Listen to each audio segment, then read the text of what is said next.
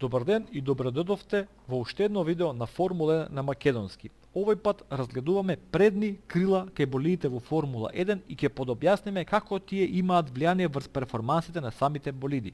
Ова е одлична можност за оние љубители на Формула 1 кои не се толку технички навлезени во самата природа на спортот, да соберат малку повеќе информации, да добијат повеќе сознание како функционираат предните крила, која е нивната филозофија, која е нивната улога во самиот болид, како влијае тоа на перформансот, така што ве поканувам да останете со каналот Формула 1 на македонски во следните неколку минути и заедно да ја разбиеме магијата наречена Формула 1.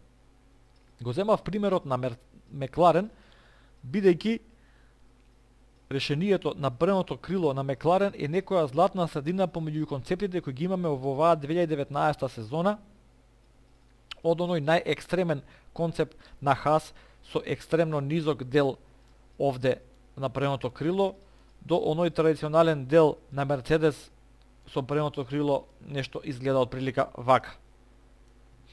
Значи, кога станува збор за предни крила, вредно е да се потенцира дека предното крило е најклучниот аеродинамички елемент на секој болид и влијае врз креање на целовкупната аеродинамичка филозофија на самиот болид.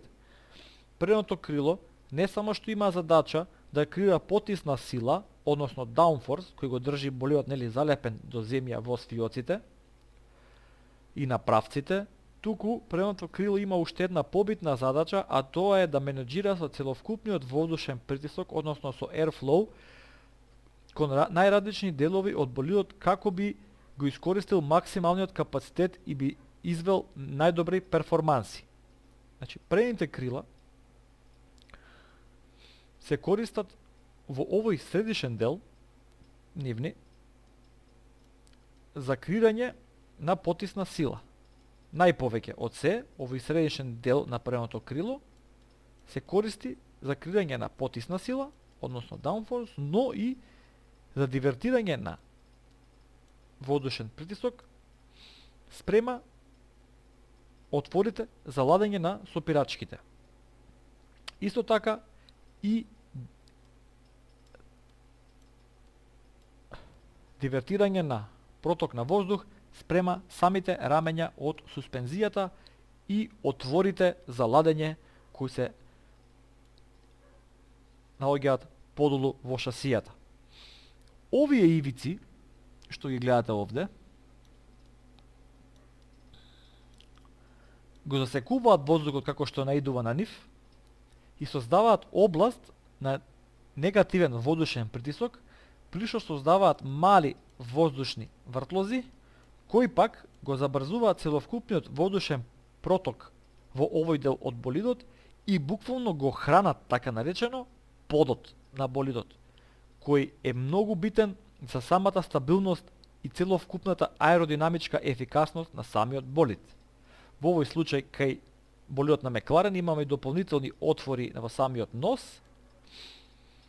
кои служат за ладење на возачот, но и за дивертирање на тој воздушен притисок кон средината за поголема аеродинамична стабилност.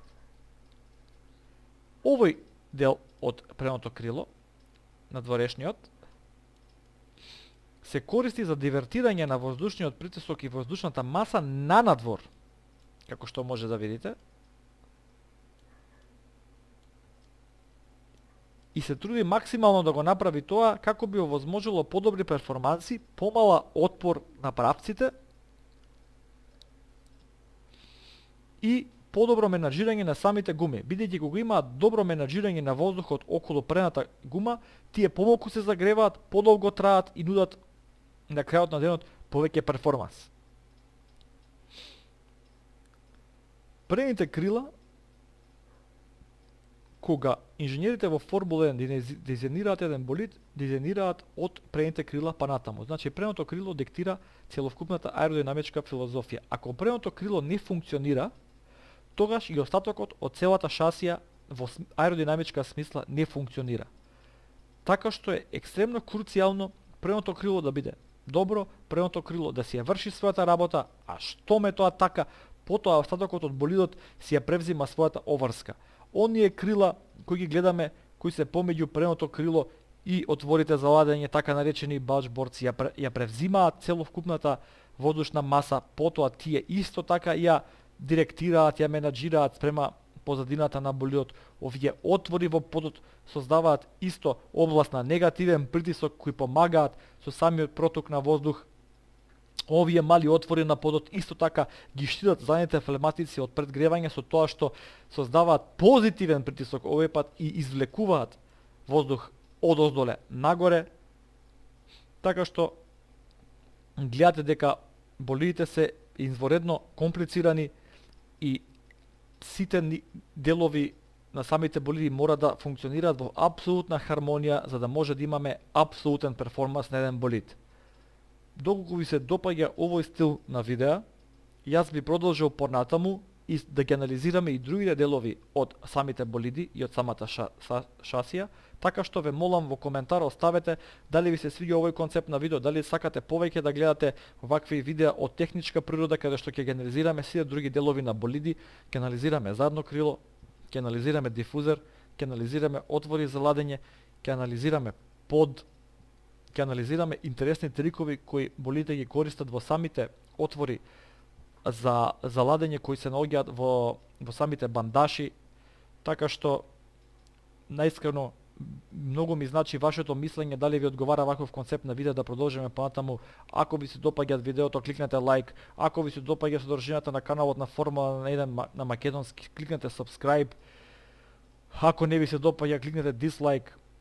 Благодарам уште еднаш што не следите и се гледаме во некое наредно видео. Поздрав!